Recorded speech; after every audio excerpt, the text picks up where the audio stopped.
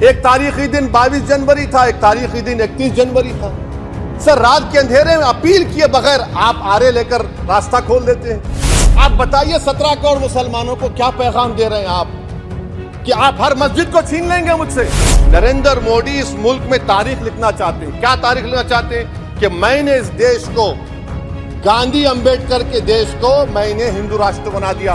मालदीव छोटा मुल्क, वो हमको आंख दिखा रहा है, चीन की गोद में बैठ गया। हम पाकिस्तान से हार गए। ये आपकी फॉरेन पॉलिसी है। क्या नरेंद्र मोदी ने पार्लियामेंट को नॉमिनेट किया या पार्लियामेंट ने नरेंद्र मोदी को प्रधानमंत्री बनाया? बताइए। आज मुल्क के 17 करोड़ मुसलमान भारत के वजीर आजम पर एतमाद भरोसा नहीं करते, बिल्कुल नहीं करते। बता रहा हूं, खुल के कह रहा हूं। अगर आप आर्टिकल 32 का ड्यू प्रोसेस ही खत्म कर देंगे तो फिर मेरे पास क्या बचेगा सर? क्या बचेगा? मैं तो यहां खड़े होकर वो सुप्रीम कोर्ट के मायानाज बेबाक वकील दुष्यंत दवे की तरह तो नहीं कह सकता। मुझे आज भी रूल ऑफ लॉ में भरोसा है, मुझे आज भी कानून पर, संविधान पर भरोसा है, मगर ड्यू प्रोसेस तो फॉलो होना चाहिए। ड्यू प्रोसेस फॉलो नहीं हो रहा। एक तारीखी दिन 22 जनवरी था, एक तारीखी दिन 31 जनवरी था। सर, रात के अंधेरे में अपील किए बगैर आप आरे लेकर रास्ता खोल देते हैं। क्या पैगाम दे रहे हैं सर? 600 साल की मेहरौली की मस्जिद को बगैर को नोटिस दिए आपने डिमोलिश कर दिया। मैं जिम्मेदारी के साथ कह रहा हूं कि भारत के प्रधानमंत्री और उनकी सरकार भारत के मुसलमानों से उनकी शनाख्त को छीनना चाहते हैं। ख्वाजा अजमेरी के आस्थाने पर चादर बिछाइए, मगर आप जो चादर मुझसे छीनना चाह रहे हैं, मेरी मस्जिद है। आप हर मस्जिद को छीनना चाहते हैं। आप बताइए 17 करोड़ मुसलमानों को क्या पैगाम दे रहे हैं आप कि आप हर मस्जिद को छीन लेंगे मुझसे? फिर मेरा वजूद किस माने रखता है? मेरा शनाख्त क्या माने रखता है?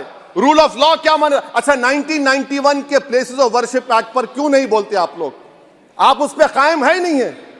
आप 500 साल की बात करते। मैं आपसे कहता हूं भाई, 500 साल पे मत जाइए, बौद्ध पे जाइए, जैनिज्म पे जाइए, शैविज्म पे जाइए। कहां रुकेंगे? अरे इस देश को आजादी मिली 47 में, संविधान मिला हमको बाबा साहब अंबेडकर का, बराबरी का। उससे पहले तो राजा रजवाड़े थे, जमहूरियत नहीं थी, लोकतंत्र नहीं था, मगर आप उसको उस बारे में लेके जाते। अरे 500 साल आगे क्या होगा बताइए? आप किसी एक सिविलाइजेशन, सर अंग्रेजी में किसी ने कहा था, civilisation can not be rewritten by hatred, history can not be corrected by demolition. आप ये नहीं कर सकते। और मैं उम्मीद करता हूं कि जब मौर्रिख तारीख लिखेगा, नरेंद्र मोदी इस मुल्क में तारीख लिखना चाहते हैं। क्या तारीख लिखना चाहते हैं? कि मैंने इस देश को, गांधी अंबेडकर के देश को मैंने हिंदू राष्ट्र बना दिया। मैं उम्मीद करता हूं कि हमारे भारत के, हमारे हिंदू भाई देश के प्रधानमंत्री की सोच को नाकाम करेंगे। उन पर है, अब देखते हैं क्या होता है। सर, नेबरहुड फर्स्ट की पॉलिसी है। नेबरहुड फर्स्ट क्या हो रहा है सर? हम सोशल मीडिया के जरिए फॉरेन पॉलिसी चला रहे हैं। मालदीव छोटा मुल्क, वो हमको आंख दिखा रहा है, चीन की गोद में बैठ गया। हमारे लद्दाख में हमारे जो लोग जानवर को लेकर घास चराए जाते, वहां पर चीन की आर्मी आके रोक रही। बताइए, बांग्लादेश चीन की गोद में बैठा हुआ है। आप गैलेंट्री अवार्ड दे रहे हैं, क्यों दे रहे हैं? कि चीन बैठा हुआ है। तो आपका बफर जोन गया कहां भाई साहब? आपका बफर जोन तो कहां गया नहीं मालूम, गायब हो गया बफर जोन। और दूसरी बात सर, आप ये भी देख लीजिए कि यहां पर मैं आपको इंपॉर्टेंट पॉइंट ये बताना चाह रहा हूं सर। ये हम बोलते हैं India middle east economic corridor, कितना पैसा है बताइए? वो नहीं बताया जाता।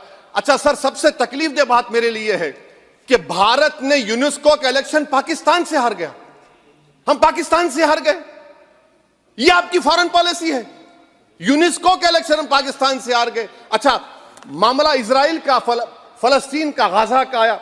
अक्टूबर में 10,000 लोग मर गए, हमने यूएन में सीज फायर की तायीद नहीं की। दिसंबर आया, 20,000 मर गए, तो हमने तायीद कर दी। क्यों तायीद की? क्योंकि ग्लोबल साउथ को हमको फॉलो करना पड़ रहा। भारत ग्लोबल साउथ को फॉलो कर रहे। मेरे लिए तकलीफ दे बात है। यह आपकी नाकामी का बहुत बड़ा सबूत है। इसीलिए हम बता रहे हैं कि यह सरकार की बहुत से नाकाम। सर, अलीगढ़ मुस्लिम यूनिवर्सिटी, आखिरी पॉइंट, अलीगढ़ मुस्लिम यूनिवर्सिटी। सर, आप उत्तर प्रदेश से आते हैं। सर, 81 में एक्ट पास हुआ। हमारा लॉ ऑफिसर कोर्ट में कहता है कि मैं पार्लियामेंट के एक्ट को नहीं मानता। कैसे नहीं मानते सर?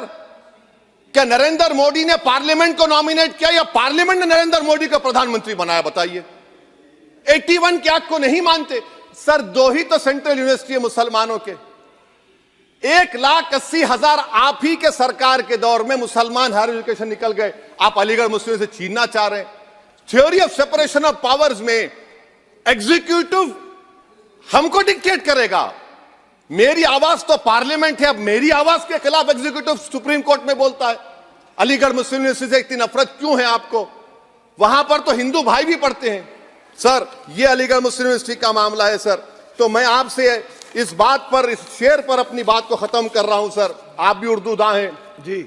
मसीहाओं को जब भी आवाज दी है, अहमद फराज का शेर है जी जी। मसीहाओं को जब भी आवाज दी है, पलट कर आगे हर बार कातिल।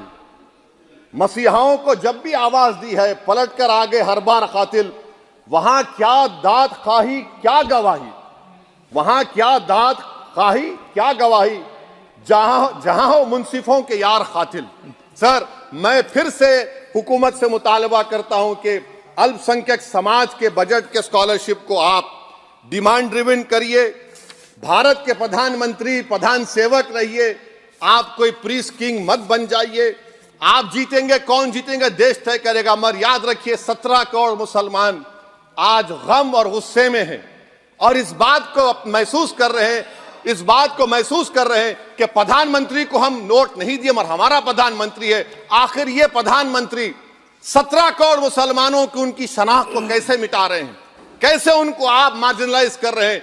इसीलिए सर, मैं उम्मीद करता हूं कि हमारे सेकुलरिज्म जो है वो, मैं पॉलिटिकल सेकुलरिज्म कभी नहीं माना, जो सेकुलरिज्म संविधान में लिखा गया उसकी हिफाजत करेंगे। मुल्क अहम है, वरना याद रखिए आप चुनाव जीते हैं हारे, मगर अगर आप 17 करोड़ एक जनता को आप गैर यकीनी कैफियत पैदा कर देंगे, ये देश के हित में नहीं होगा।